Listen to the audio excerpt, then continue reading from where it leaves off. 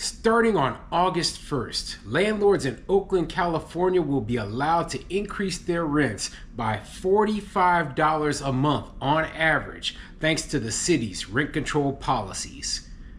I'm Tony, and this is Real Estate Investing and Landlord News.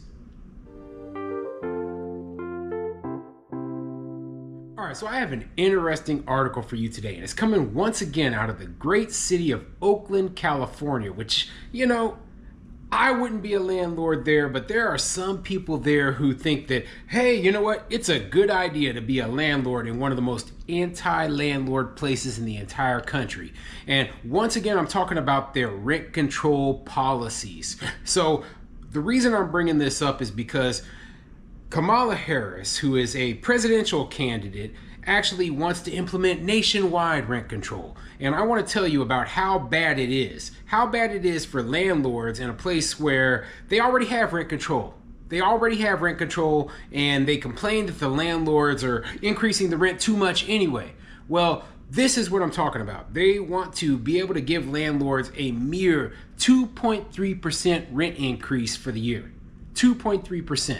So I know, when you're talking about percentages, you think, oh, well, you know what, 2.3%, it's a lot. Landlords will be able to increase their rents by a lot. Well, how much is 2.3%? The average rent in Oakland, California for the year 2024 is about just under $2,000 a month. So the 2.3% rent increase comes out to about $45 a month. That's how much the rent increase can be. So if you have a rent of $2,000 a month in Oakland right now, excuse me, then your rent will be able to be increased up to $2,045. Now, that's not a lot. That is very, very small. And I know what people are saying. They're like, oh, listen, because the economy's tough right now, the renters, they just can't afford a rent increase bigger than that. Well, it has nothing to do with how the economy is for the renters right now. How much are the expenses increasing for the landlord? That is what matters. And if the increase for the expenses is more than that $45 a month, well, guess what?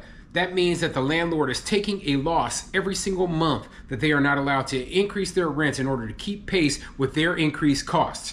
So just as an example, easy example, right? My property taxes went up and my homeowner's insurance went up on every single property that I own. Every single one. To the point where, hey, a $45 a month increase wouldn't cover the increase in the property taxes and the increases of the insurance for any of my properties. So, yeah, did the city agree to a very small rent increase for landlords? Yes, it did, right? But here is the truth.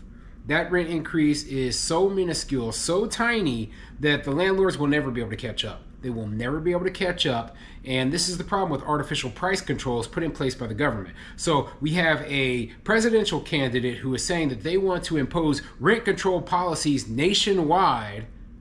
And what are we going to see? What are we going to see when they try to implement this stuff? Okay, we're going to see the same thing we see in Oakland. We're going to see a huge shortage in the number of available affordable housing units. That's the first thing we're going to see, because you know what? People are not going to build. They're not going to want to be landlords. So they're not going to put their rental markets out there on the market. They're going to say, hey, I don't want to deal with this nonsense. I don't want to lose money so that this tenant can have cheap housing forever. So I'm just not going to do it. I'm not going to do it. I just did an article just a few days ago about how the country of Argentina, they got rid of their rent control policy and the number of available housing units skyrocketed. I mean, just like that. It was that quick, because people, they were willing to put their units back on the market because they knew they could make money. Rent control destroys housing markets. It destroys all markets. They're talking about other artificial price controls also, like on the price of groceries, etc. And I'm like, this is communism. This is communism. This is socialism. I've been talking about this for years, and people haven't been paying attention until right now. And you know what?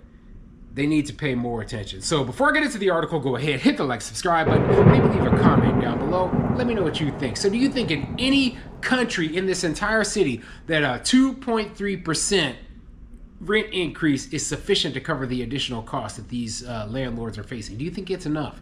Or do you think that it's minuscule, that it's not enough, that it won't cover their expenses? Do you think it's actually going to help? Do you think it's actually going to help the people who need affordable housing find housing? Okay, I don't. And one of the big reasons is because rent control isn't means tested. What does that mean? That means that people who make what I make, 6 figures plus, they can get rent controlled units, even though they don't need it. Like, are we really helping the people who need affordable housing get it? Or are we giving a bunch of wealthy people cheap housing for no reason? And then the people who do need housing, the people who really do need affordable housing, right? They are locked out, okay? Because why are they locked out? Imagine you need affordable housing, you've just moved into Oakland, California, and you go look for yourself one of these rent-controlled units. Well, all the units are taken. They're not building new ones. There's not new ones becoming available. So all the units are taken by the people who already live there. So if you're one of the few people who are lucky enough to have gotten one of those rent-controlled units, then you're golden. You're set for life. You're probably going to stay there far longer than a regular tenant would stay in a non-rent controlled unit. And you've got cheap rent for as long as you want. You can't really be evicted due to the strong eviction protections. You're just lucky, and that's it. But if you're a new person trying to move in, the chances of you getting one of those units is almost zero. And you're probably going to be forced into going out into the markets where there aren't rent control policies in place, right? Because that's the only place where there's going to be available units. So anyway, let me get into this article and explain what it says. This article is coming from postnewsgroup.com, and it says, Oakland landlords allowed to raise rents on August 1st. Let's get into it. Starting on August 1st, the amount that landlords can increase the rents for tenants living in rent-controlled units in Oakland will change.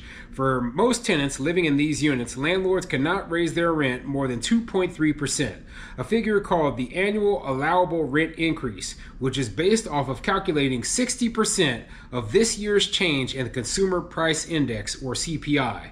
The city has long limited rent increases to 60% of CPI, and starting in 2022, Oakland passed an ordinance capping rent increases at 3% if the CPI increase exceeds that rate. So yeah, they were using some backdoor stuff. So let's say that the CPI was 10%, right? And this is why they lowered it to, it can't be higher than 3%, because in the past, inflation wasn't that great. Now that inflation is much higher, they're like, oh, no. We cannot allow the landlords to be able to increase their rents at such a high percentage, because that will hurt our tenants if they actually have to pay to, pay higher rents. So, they screwed the landlords over, and they said, hey, we're not going to allow landlords to increase rents over 3%. So now they've implemented for this year a 2.3% increase, and it is so small. It is absolutely tiny.